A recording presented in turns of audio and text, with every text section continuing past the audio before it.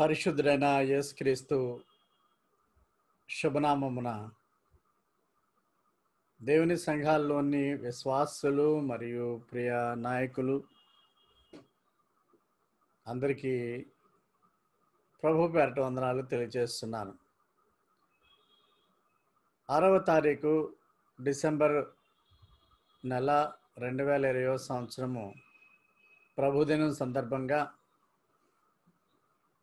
ఈ యొక్క దైవ సందేశాన్ని మీకు అందించడానికి దేవుడు నాకు అనుగ్రహించినటువంటి గొప్ప అవకాశం బట్టి దేవునికి స్తుతులు చెల్లిస్తున్నాను. ప్రియ శ్రోతలందరికీ కూడా ప్రభు పేరట మరొకసారి వందనాలు తెలియజేస్తున్నాను.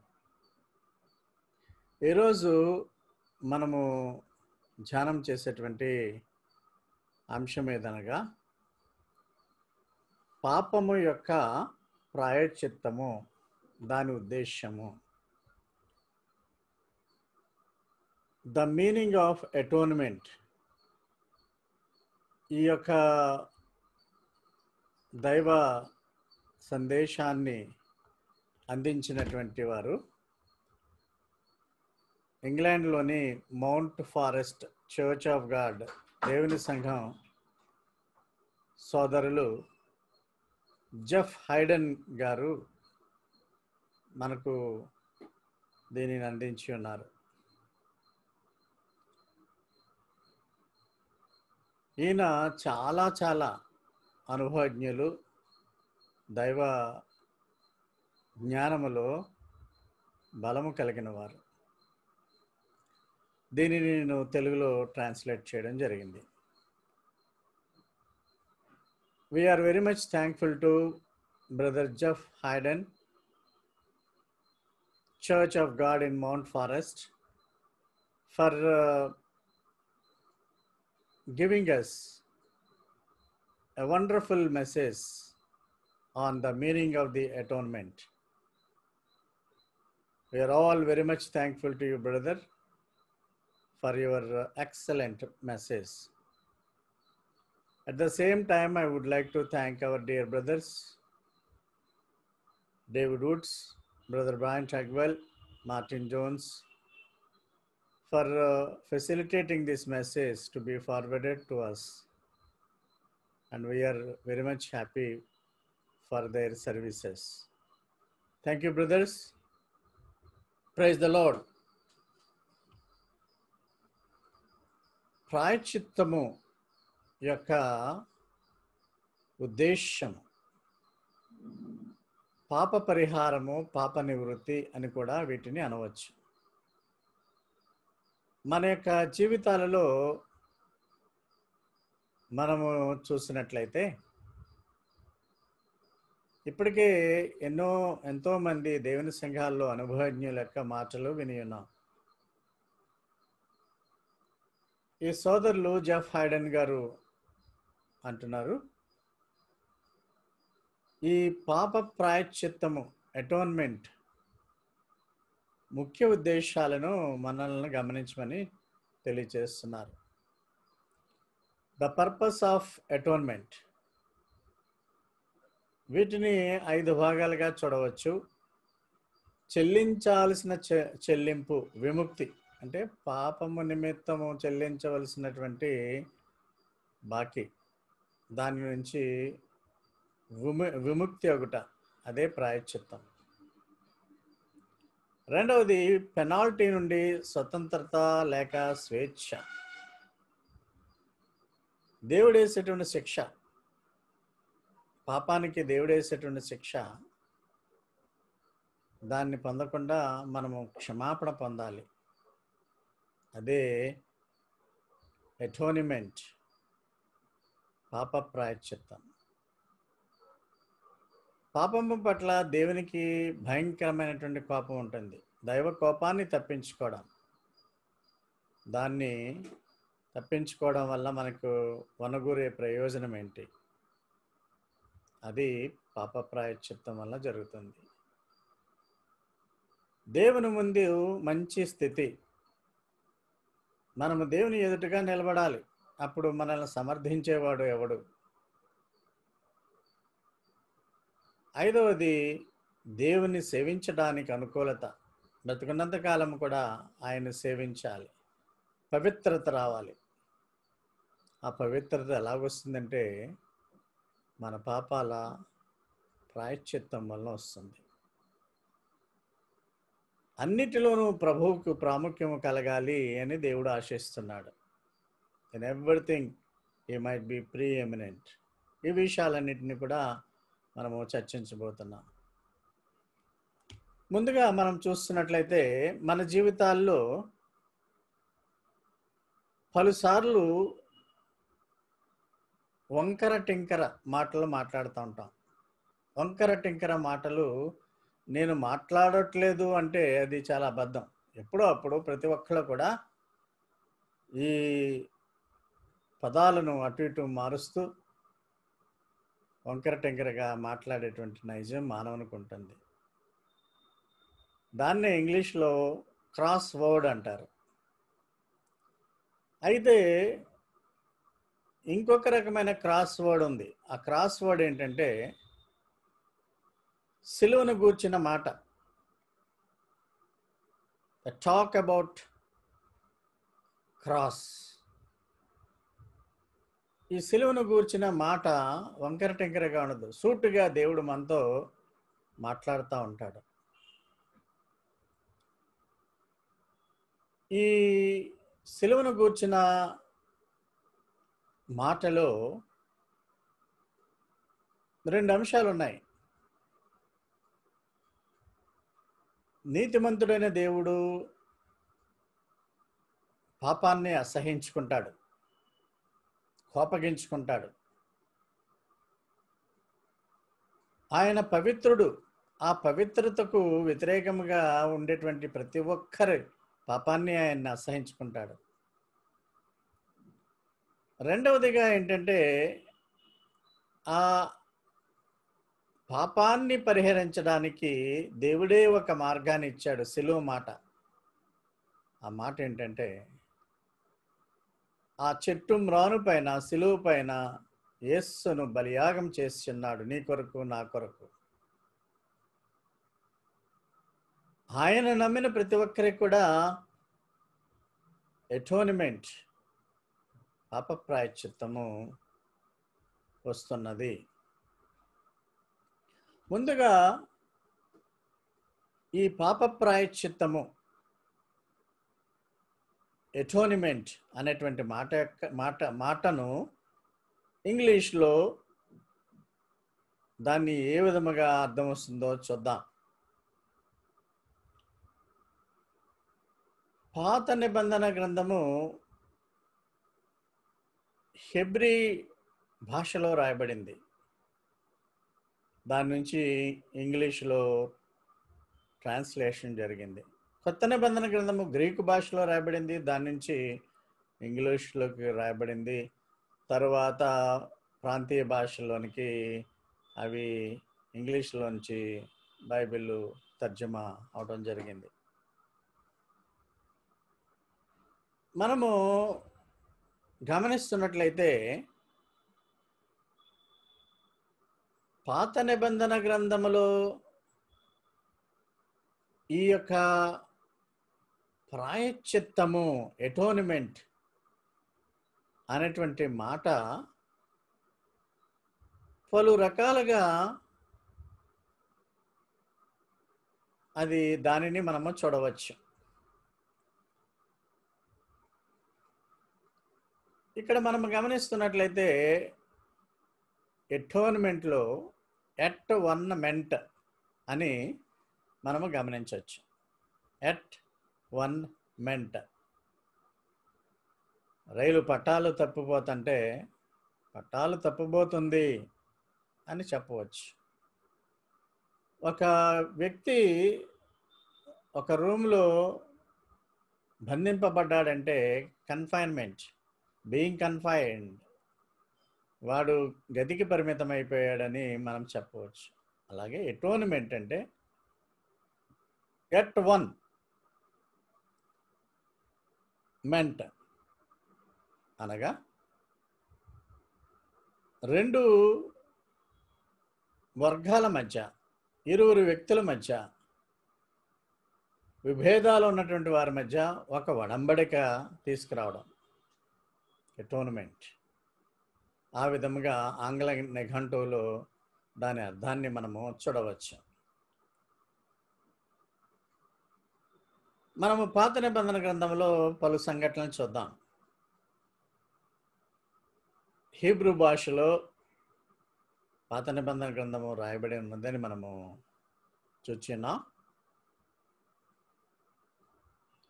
హీబ్రూ భాషలో కిపూర్ అనేటువంటి ఒక మాట ఉన్నది. ఇంగ్లీష్లో ఒక రకమైనటువంటి చేప కెప్పర్ అనేటువంటి చేపలాగా ఈ యొక్క మాట ఉంటుంది. కిపూర్. ఆది కాండము 6వ అధ్యాయము 14వ వచనంలో మనం చూస్తే, నోవాహు ఓడ చేసినప్పుడు 6వ అధ్యాయం 14వ వచనంలో, చితిసారకము మ్రానుతో నీ కొరకు ఓడను చేసుకునము, అరలు పెట్టి ఆ ఓడను చేసి లోపట బయట దానికి కీలు పోయవలను. పిచ్ అంటాం కీలుని. కవరప్. లోపల బయట నీవు ఆ యొక్క నావ చెక్కలను తారు వంటి దాంతో కీలుతో పూయము. ఎందుకంటే అది ఆ యొక్క జలప్రళయంలో ఆ ఓడ ప్రయాణం చేయాలి, అది పిగిలిపోకూడదు. కాబట్టి దానికి పూత పోయాలి, వెలుపల బయట. దాన్ని ఆ పూత పోయడాన్నే హీబ్రూ భాషలో కిపూర్ అంటారు. ఇక్కడ ఓడను నిర్మించడం, దాంట్లో ప్రయాణించడం జరగాలి. కాబట్టి నోవాహుతో ఆ వరదకు తట్టుకునే విధముగా లోపల బయట ఆ యొక్క తారు వంటి దాంతో కీలుతో కప్పమని దేవుడు చెప్తాడు. దీన్ని మనము ఎటోన్మెంట్గా ట్రాన్స్లేట్ అయినట్టుగా చూడవచ్చు. అంటే ఇంగ్లీష్ భాషలో ఈ ఎటోన్మెంట్ని ఇక్కడ కప్పివేయడము, కవరప్ అన్న మాటగా మనము చూడవచ్చు. పూర్తిగా కప్పివేయము. మనకు మెల్లిమెల్లిగా అర్థమవుతుంటుంది, మన పాపాలన్నీ కూడా పూర్తిగా కప్పివేయడానికి దేవుడు ఏ ప్రణాళికను చేశాడో మనకు తెలుసు. అంటే ఎటోన్మెంట్ అంటే ఇక్కడ కవరప్ కింద మనము చూడవచ్చు. పూర్తిగా కప్పివేయడం. నిర్గమకాండము 32వ అధ్యాయము 32వ వచనంలో 33 వరకు కూడా చదివితే, మోషే తన ప్రజలతో, మీరు గొప్ప పాపం చేశారు, నేను కొండ ఎక్కి యెహోవా దగ్గరికి వెళ్తాను, మీ పాపానికి ప్రాయశ్చిత్తమైన చేస్తాడేమో నేను అడుగుతాను అంటాడు.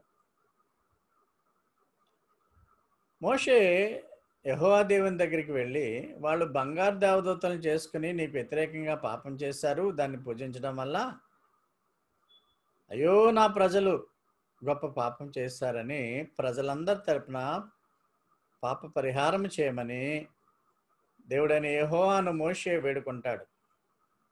32వ వచనంలో అంటాడు, ఒకవేళ నీవు వారి పాపమును పరిహరించకపోతే నీవు రాసినటువంటి నీ గ్రంథంలో నుండి నా పేరు తుడిచివేయము అని బ్రతిమాలుకొంచున్నానెను. అంటే వాళ్ళు చేసినటువంటి పాపానికి శిక్షగా నీ గ్రంథంలోంచి నా పేరు తీసేయి, వాళ్ళ పాపాలు పరిహరించు అని అంటాడు. అందుకు దేవుడైన యెహోవా అంటాడు, ఎవడు నా ఎదుట పాపం చేసినో వానిని నా గ్రంథంలో నుండి తుడిచివేస్తానంటున్నాడు. నీ పేరు ఎందుకు తుడిచేస్తాను? ఎవడో నా ఎదురుగుండా పాపం చేశాడో వాడి పాపాలని నేను తుడిచివేస్తాను అంటున్నాడు. ఇక్కడ మనం గమనిస్తున్నట్లయితే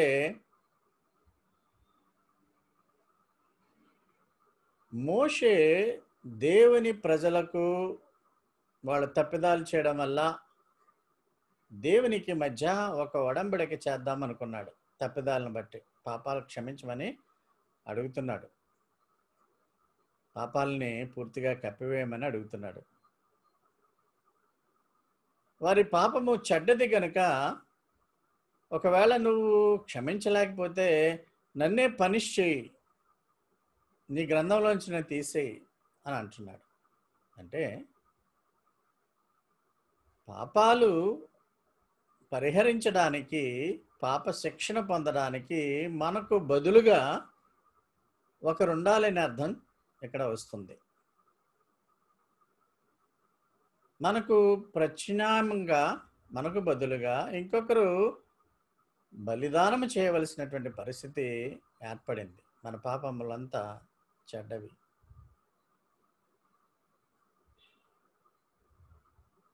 లేవి కాండము 4వ అధ్యాయము 27వ వచనము మనం చూస్తే ఇక్కడ దేవుడు అంటున్నాడు, ఎవరైనా ఆజ్ఞలను మీరి అపరాధము చేసిన వారైతే ఆ అపరాధము చేసిన వారి పాపము నిర్దోషమైన పాప నిమిత్తము నిర్దోషమైన ఆడు మేక పిల్లను అర్పణగా ఇవ్వాలి అంటున్నాడు. బలి పశువు తల మీద చేయి ఉంచి దహన బలి పశువులను వధించాలి, ఆ రక్తాన్ని ప్రోక్షించాలని చెప్తున్నాడు. అదేవిధంగా ఆ బలి పశువు యొక్క కొవ్వుని తీసివేసి కొవ్వుని తీసివేసి మిగిలినటువంటి భాగాలన్నింటినీ కూడా సువాసనగా యాజకుడు బలిపీఠం మీద వేసి దహించాలి అంటున్నాడు. అంటే పూర్వకాలంలో మనుషులు చేసేటువంటి పాపాలకు జంతు బలియాగము జరుగుతుంది. తాత్కాలికమైనటువంటి క్షమాపణ వారికి కలిగే పరిస్థితి ఉన్నది. ఒక యాజకుడు ప్రజల తరపున వారిచ్చేటువంటి ఆ యొక్క జంతువులను బలి ఇచ్చుట, ఆ విధముగా పాప పరిహారము జరుగుతున్నటువంటి పరిస్థితి పూర్వం ఉండేది పాత నిబంధన కాలంలో. అప్పుడే ఎవడైతే ఆజ్ఞల మీరి పాపము చేస్తున్నాడో ఆ జంతు బలియాగమ ద్వారా వారి యొక్క పాపాలు క్షమించబడేటువంటి పరిస్థితి ఉంటుంది. మనము ఇప్పటి వరకు కూడా ప్రాయశ్చిత్తం అంటే పాపములను కప్పివేయుట అనే అర్థాన్ని మనం చూస్తాం. ఎందుకంటే దేవుడు మన పట్ల, మన పాపం పట్ల గొప్ప కోపాన్ని కలిగి ఉన్నాడు. మనము శిక్షణ పొందాలి. ఆ శిక్ష పొందకుండా దానికి బదులుగా ప్రభు అయిన యేసు మీద శిక్ష పడింది. ఆ శిక్ష వలన మనం క్షమించబడుతున్నాం. అంటే ఎటోనిమెంట్ వల్ల మనకు వచ్చినటువంటిది క్షమాపణ. బలియాగం వలన ఆయన పాప ప్రాయశ్చిత్తం మన బదులుగా ఆయన బలి అయిపోవడం వల్ల మనకు ప్రాయశ్చిత్తము కలిగి ఉన్నది. దేవునికి వందనాలు. ఈ రీతిగా దేవుడు పాప ప్రాయశ్చిత్తాన్ని కప్పివేయడము జంతు బలియాగం వలన పూర్వకాలంలో చేస్తున్నాడు. అయితే శాశ్వతమైన పరిష్కారము మనకు ఈ దినాల్లో క్రీస్తు బలియాగం వలన వచ్చిందని మనం గమనించుకోవాలి. క్రీస్తు శిలువ బలియాగమే మనకు పాప ప్రాయశ్చిత్తాన్ని ఇచ్చింది. లేవి కాండము 16వ అధ్యాయము 30వ వచనములో, మీరు యెహోవా సన్నిధిని మీ సమస్త పాపముల నుండి పవిత్రులగునట్లు ఆ దినమున మిమ్మును పవిత్రపరచునట్లు మీ నిమిత్తము ప్రాయశ్చిత్తము చేయబడెను. మీరు అవడానికి మీ నిమిత్తము ప్రాయశ్చిత్తము నేను చేస్తున్నానని దేవుడు చెప్తున్నాడు. ఈ రీతిగా లేవి కాండములో మనము ఇంకొక వచనాన్ని కూడా చూస్తున్నాం. రక్తము దేహమునకు ప్రాణము, 17వ అధ్యాయము 11వ వచనంలో, మీ నిమిత్తము ప్రాయశ్చిత్తము చేయనట్లుగా బలిపీఠం మీద పోయేటకై దాన్ని మీకు ఇచ్చితిని. రక్తము దానిలోనున్న ప్రాణమును బట్టి ప్రాయశ్చిత్తము చేయను. జంతు బలుల వలన ప్రాయశ్చిత్తము, తాత్కాలికమైన ప్రాయశ్చిత్తము మాత్రమే అది. ఆ రక్తాన్ని బలిదానములో ఇచ్చుట వలన వారి యొక్క పాపాలకు క్షమాపణ ఆ విధముగా లభించి ఉన్నదని మనము గమనిస్తున్నాం. అయితే మనము గమనించవలసిన విషయం ఏంటంటే, మన యొక్క ఉనికి 3 భాగాల కింద ఉంటుంది. తెస్సలోనికీ రాసిన మొదటి పత్రిక 5:23లో,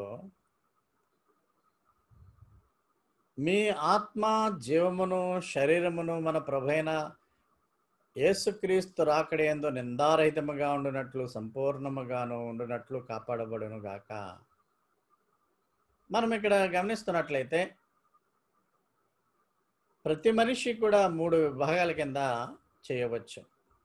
తెస్సలోనికీ రాసిన మొదటి పత్రిక ప్రకారం స్పిరిట్ ఆత్మ, సోల్ జీవము, బాడీ శరీరము, ఈ 3 కలిసే మనుష్యుని యొక్క ఉనికి ఉంటుంది. మనిషి చనిపోయినప్పుడు శరీరం ఏమవుతుందో మనకు తెలుసు. భూమిలో దానిని ఖననం చేస్తారు, అది క్షీణించిపోతుంది, మట్టిలో కలిసిపోతుంది బాడీ. అయితే ఆత్మ పరిస్థితి ఏంటి? ఆత్మ దేవుని దగ్గరికి వెళుతుంది. జీవము అనే దాని పరిస్థితి ఏంటి? ఇక్కడ మనకి అర్థం చేసుకోవాల్సిన విషయం ఏంటంటే, ప్రతి మనిషిలో ఉండేటువంటి జీవము, సోలు ఎప్పటికీ కొనసాగుతూ ఉండాలి. అంటే మానవుడు శాశ్వతంగా ఉనికిలో ఉంటాడు. దేహము మట్టిలో కలిసిపోయినా చనిపోయిన తర్వాత సోల్ జీవం మాత్రం అలాగ ఉండిపోతుంది. ఆ జీవము పరిస్థితి ఎలాగుంటుందో మనం గమనిస్తున్నట్లయితే, పాపాలకు ప్రాయశ్చిత్తము యేసుక్రీస్తును నమ్ముట వలన పొందిన వారికి శాశ్వతమైన జీవం పరలోకములో ఉంటుంది. ఒకవేళ బ్రతికుండగా యేసును విశ్వసించకపోయినప్పటికీ వారు శాశ్వతంగా జీవిస్తారు. అయితే నరకములో వారికి వేదన ఉంటుందని మనం గమనించుకోవాలి. కనుక మనము గమనించవలసిన విషయం ఏంటంటే, మనలో శరీరం ఉంటుంది, దాని గురించే మనకు ఎక్కువగా తెలుసు. ఆత్మ ఉంటుంది, అదే విధముగా జీవం ఉంటుంది. మొదటి తెస్సలోనికీ రాసిన పత్రిక 5వ అధ్యాయం 23వ వచనం ప్రకారము, ఈ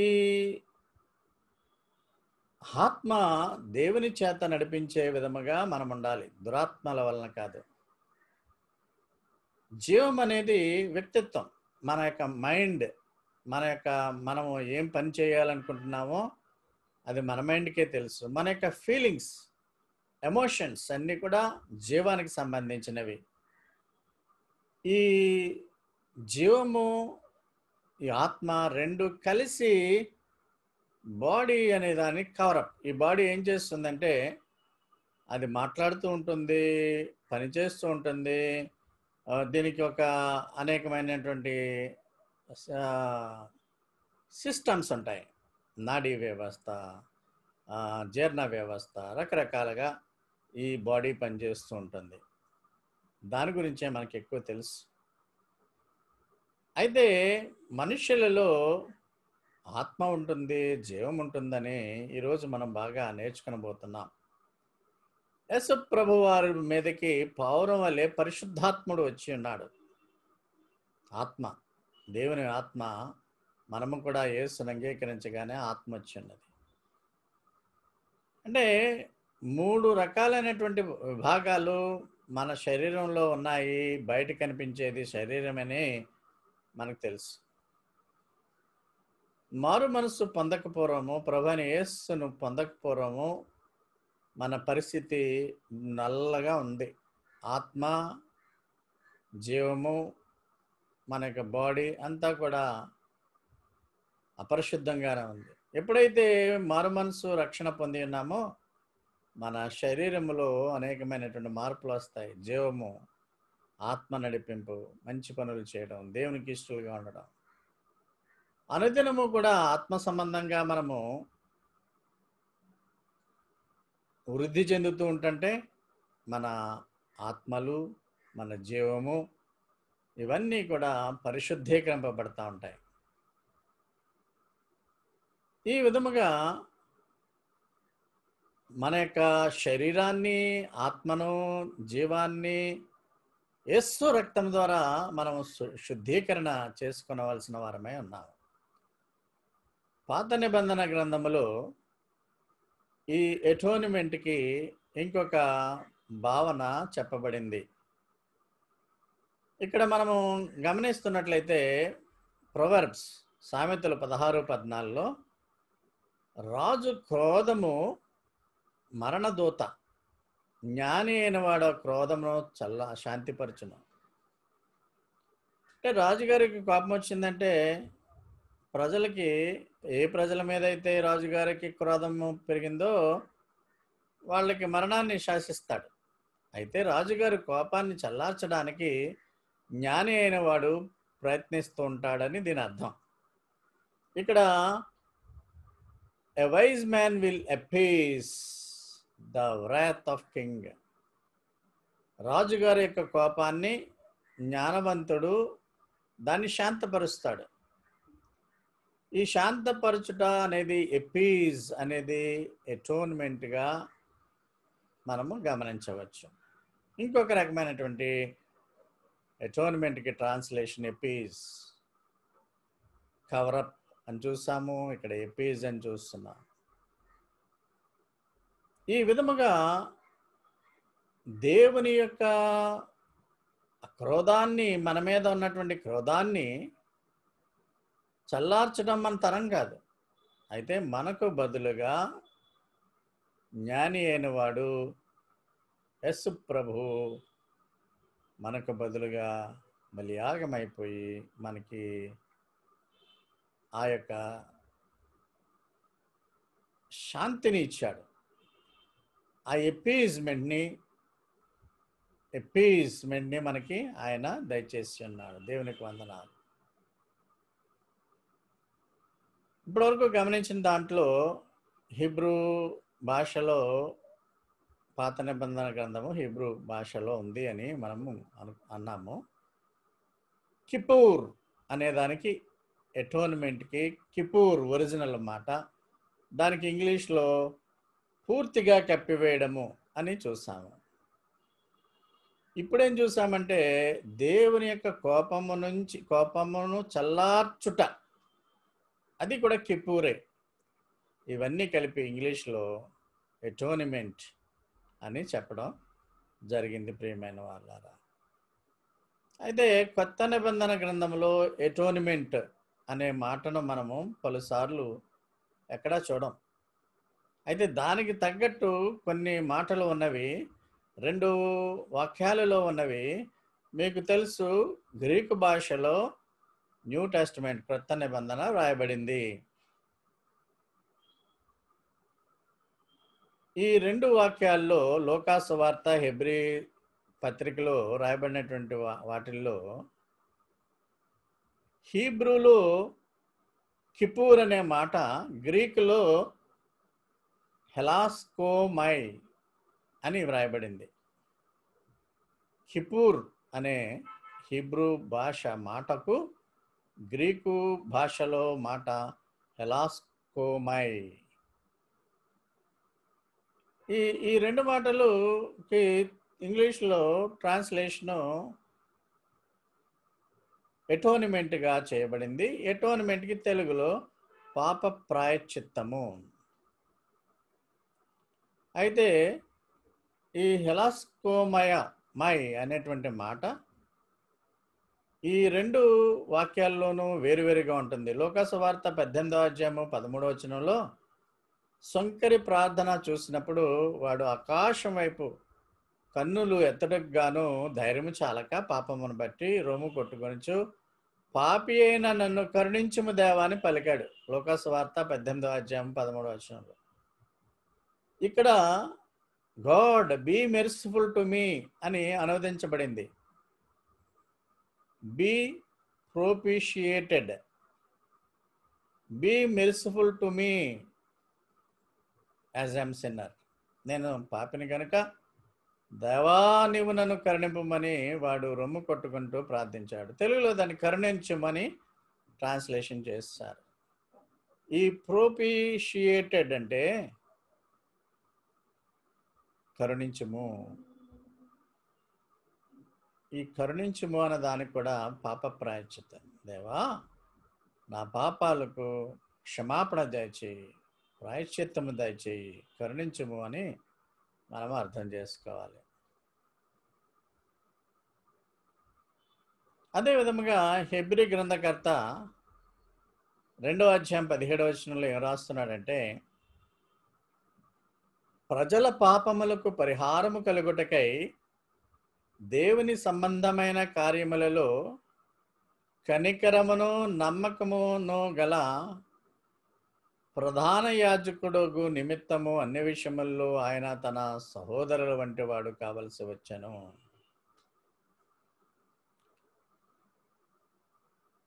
యేసుప్రభు పరిశుద్ధుడు, పాపము లేనివాడు.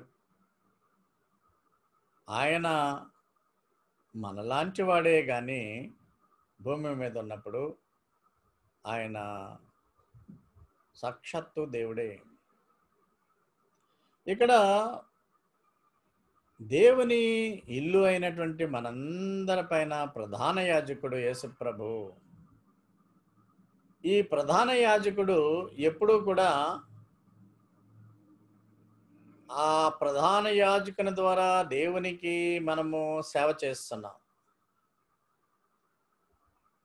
ఈ ప్రధాన యాజకుడు మన పాపములు పరిహరించే విధముగా ప్రొపిషియేషన్, ఎటోనిమెంట్ చేశాడు. దాన్నే మనము ఇక్కడ తెలుగులో ఏమని చూస్తున్నామంటే 17వ వచనం, 2వ అధ్యాయము 17వ వచనం హెబ్రీయులకు రాసిన పత్రిక, ప్రజల పాపములకు పరిహారము కలుగజేయుటకు. పలుసార్లు జంతు బలులు అర్పించినటువంటి విధముగా తాత్కాలిక పాప క్షమాపణ పాత నిబంధనలో జరిగినటువంటి విధంగా జరగలేదు. కొత్త నిబంధనలో ఆయన ఒక్కసారి ఆ బలియాగము చేయడం వలన మనము పరిశుద్ధ సన్నిధిలో చేరి ఆయనను ఆరాధించుకోవడానికి మనకు ధైర్యము కలుగుతుందని హెబ్రీ గ్రంథకర్త రాస్తున్నాడు. మన పాపములన్నిటికీ, ఇందాకేమో మనం చూసినటువంటి వాక్యము సుంకరి ప్రార్థన, ప్రభువా నన్ను కరుణించుము, నా పాపాలన్నిటిని కూడా క్షమించుము. ఇది ఇక్కడ ఎటోనిమెంట్, పాప ప్రాయశ్చిత్తము అడుగుతున్నాడు. అక్కడ ఒంటరిగా అడుగుతున్నాడు. ఇక్కడ సోదరులందరూ కూడా అందరూ తరపున, విశ్వాసులందరి తరపున యేసు ప్రభువు బలియాగము చేయడం వలన, ఒకసారి బలియాగం అర్పించటం వలన మనందరికీ కూడా పాపక్షమాపణ తెచ్చి ఉన్నాడు. దేవునికి వందనాలు. యేసు మన యొక్క గొప్ప ప్రధాన యాజకుడు. ఆయన మనకు బదులుగా దేవునికి బలి అర్పణ అగుట వలన రక్షణను మనకిచ్చి ఉన్నాడు.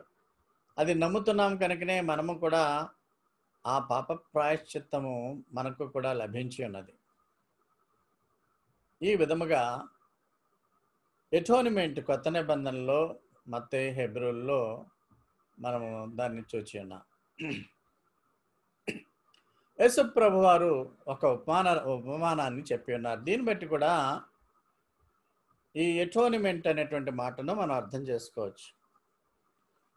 మత్తయి సువార్త 22వ అధ్యాయము 1 నుండి 14 వరకు మనం చూస్తే ఈ ఉపమానములో పరలోక రాజ్యము గురించి చెబుతూ రాజుగారు ఒక పెండ్లి విందు చేస్తాడు, అది పరలోక రాజ్యాన్ని పోలి ఉన్నదని చెప్తున్నాడు. ఆ పెండ్లి విందుకు అనేక మందిని పిలిచాడు. పిలిచినప్పుడు ఆ విందుకు సిద్ధపరిచినప్పుడు మంచి మంచి ఎద్దులు, కొవ్విన పశువులు అన్నీ కూడా మంచి ఫీస్ట్ ఏర్పాటు చేసినప్పుడు ఎవరినైతే పిలుచుకున్నాడో ఆ పెండ్లి విందుకు వారు రాలేదు. దాసులను పంపించాడు. దాసులను కూడా మాట వినకుండా పొలానికి ఒకరు పోయారు, వర్తకానికి పోయారు. అంటే పిలువబడిన వారు అనేక మంది పిలువబడ్డారు, యూదులు పిలువబడ్డారు. కానీ యేసును వారు ఒప్పుకోలేదు రక్షకుడిగా. దేవుడు మళ్ళీ ఏం చేస్తాడంటే, రాజుగారు ఏం చేస్తాడంటే మళ్ళా దాసులను పంపించాడు కొంతమందిని. ఈసారి ఎవరైతే ఆయన తన కుమారుని యొక్క పెండ్లి విందుకు పిలుచుకుని ఉన్నాడో వారందరూ కూడా ముందు పంపిన దాసులను వదిలేశారు, కానీ రెండోసారి పంపిన దాసులను పట్టుకొని అవమానపరిచి చంపేశారు.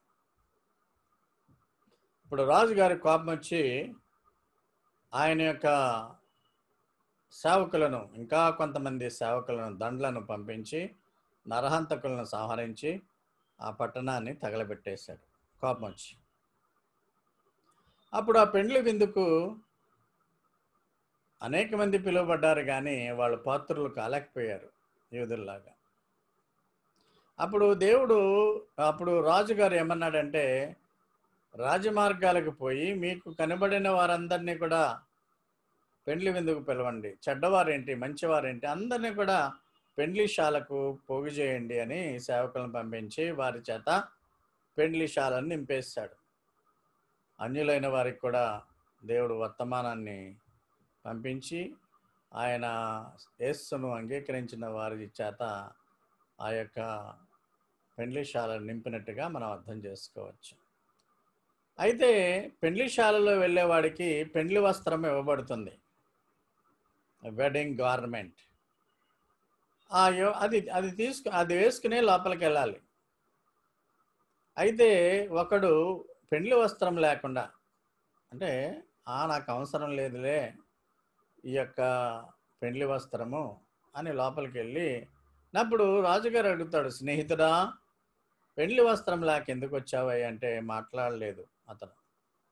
వీడిని కాళ్ళు చేతులు కట్టి లోపల తోసివేయండి, చీకటిలో పడవేయండి, అక్కడ ఏడుపు పండ్లు కొరుకుతూ ఉంటాయని చెప్పాడు. ఇది నరకానికి సాదృశ్యంగా మనం చెప్పవచ్చు. పిలువబడిన వారు అనేకులు, ఏర్పరచబడిన వారు కొందరే. అయితే ఈ ఉపమానములో మనము ఈ ఎటోన్మెంట్ని ఎలా చూడబోతున్నాం? ఇక్కడ ఒక పెండ్లి వస్త్రం ధరించుకోవాలి. ఈ పెండ్లి వస్త్రము ఎవరైతే యేసుక్రీస్తు ద్వారా ఇవ్వబడినటువంటి విశ్వాసం వలన పెండ్లి వస్త్రాన్ని కప్పుకోరో వారికి పాపక్షమాపణ ఉండదు. యేసును ఒప్పుకోకుండా పెండ్లి వస్త్రాన్ని కప్పుకోవడానికి అవకాశం ఉండదు. ఈ విధముగా రాజుగారి యొక్క కొడుకు యొక్క వివాహములోకి పెండ్లి వస్త్రాన్ని ఏ విధముగా ధరించుకుని వెళ్ళాలో, దేవునికి ఇష్టలుగా ఉండడానికి రక్షణ వస్త్రాన్ని మనము ముందుగా కప్పుకోవాలి. దానికి యేసు నమ్మాలి. యేసు చిందించిన రక్తం ద్వారా పాపక్షమాపణ మనం పొందాలి. ముందుగా యేసును విందుకు రాకుండానే తిరస్కరించిన వారికి ఎటోన్మెంట్ అలాగా లేదు. వారు నరకానికి బడుతున్నారు. అగ్ని ఆరదు, పురుగు చావదు. పిలువబడిన వారిలో కొంతమంది ప్రస్తుత కాలంలో రక్షణ వస్త్రము ధరించుకోకుండా, పాపక్షమాపణ పొందకుండా, మారు మనస్సు, నూతన జీవము, ఆత్మ సంబంధమైనటువంటి అభివృద్ధి లేకుండా బ్రతుకుతున్నారు. వారికి దేవుడు హెచ్చరిక చేస్తున్నాడు. పెండ్లి వస్త్రాన్ని ధరించుకున్నావంటే పాపక్షమాపణ జరగాలి, ఎటోనిమెంట్ జరగాలి. ఎటోనిమెంట్ జరగాలంటే యేసయ్యను నువ్వు రక్షకుడిగా స్వీకరించాలి. యేసు చేసినటువంటి అమ్రానుపై శిలువ బలియాగాని నమ్ముతూ ఉన్నట్లుగా నువ్వు ఉండి నటించి ఆ యొక్క బలియాగాన్ని అపహాస్యం చేసినట్లుగా నీ జీవితం ఉంటే దేవునికి అది ఇష్టం ఉండదు. ఆయన శిక్షకు పాత్రలైనటువంటి పరిస్థితి ఉంటుంది. విందును తిరస్కరించిన వారు ఎలాగా వారు నాశనానికి పాత్రలు. వారికి ఎటోనిమెంటే లేదు. విందులోకి వచ్చినటువంటి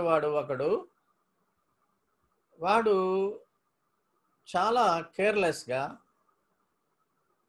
ఆ పెండ్లి వస్త్రాన్ని కప్పుకోలేదు. ఏదో విధంగా మనం లోపల మేనేజ్ చేద్దామని అనుకున్నాడు, కానీ నాకు ఇది అవసరం లోపల అన్నాడు. ఏడ్పు, పండ్లు కొరుక్కుట ఉండేటువంటి ఆ యొక్క చీకటిలోకి వాడు తోసివేయబడ్డాడు. వాడు లోపలికి వచ్చినా ఎటోన్మెంట్ లేదు. రక్షణ పొందానన్నట్టుగా ఉన్నారు, కానీ కొంతమంది వారికి పాపక్షమాపణ లేదు. ఎందుకంటే వారు పూర్తిగా విశ్వసించట్లేదు. విశ్వసించినట్టు నటిస్తూ యేసును నమ్ముతున్నట్టుగా నటిస్తూ అపహాస్యం చేసేటువంటి జీవితాలు ఉన్నాయని ఉండుట చాలా విచారకరం. ప్రియమైన వాళ్ళ, ఈ విధముగా ఈ పాప ప్రాయశ్చిత్తము పాపులైనటువంటి మనకు దేవుడు ఉచితంగా ఇస్తున్నాడు. మనము దోషులము, పాపములో ఉన్నవారము. పాపము యొక్క ఆ పాపానికి దేవుని యొక్క ఉగ్రతకు మనం గురవ్వాలి. అయితే దేవుడు మనకు బదులుగా దేవుని యొక్క ఉగ్రతను యేసు పైన వేసి ఉన్నాడు శిలువ మీద. యేసు ప్రభువు మనందరి తరపున ఆయన బలియాగమైపోయి మన పాపాలన్నిటిని కూడా కప్పివేశాడు, క్షమాపణ ఇచ్చి ఉన్నాడు. దేవుని ఉగ్రత నుంచి మనల్ని తప్పించి ఉన్నాడు. దేవునికి వందనాలు. యేసు స్వామి చేసినటువంటి గొప్ప కార్యము వలన మనకి పాప ప్రక్షాళన లభించుతున్నది. అయితే మన పాపముల నిమిత్తము మనము శిలువ మీద వేలాడబడుతున్నటువంటి యేసయ్యను మనం చూడాలి. ఆయన మన కొరకు బలిపోటు పొంది ఉన్నాడు. మనకు బదులుగా బలియాగం అయిపోయాడు. ఆయన చిందించిన రక్తము మనలను ప్రతి పాపము నుండి కూడా అది రక్షిస్తుంది. మనము పాపులమని యేసు వద్ద మనం ఒప్పుకొని ఎడల ఆయన నమ్మదగిన వాడు, నీతిమంతుడు గనుక మనల్ని సమస్త పాపముల నుండి ఆయన క్షమించి మనలను రక్షించి ఆ పరలోక వాసులుగా ఆయన మనల్ని చేయను. ఆ బాటలోనే మనం పోతున్నాము. ఆ రీతిగా కడవరకు మనము సహించులాగన దేవుడు తన మహాకృపను మనందరికీ కూడా అనుగ్రహించును గాక. వాక్యం విన్నటువంటి మీ అందరికి కూడా దైవ దీవెనలు కలగాలి. దేవుడు మిమ్మల్ని బహుగా దీవించి ఆశీర్వదించును గాక. చివరిగా దీవెనిస్తాను.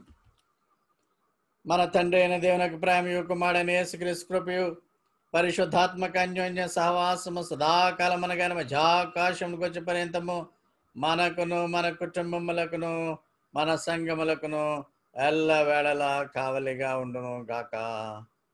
ఆమేన్. అందరికీ మరొకసారి వందనాలు తెలియజేస్తున్నాను.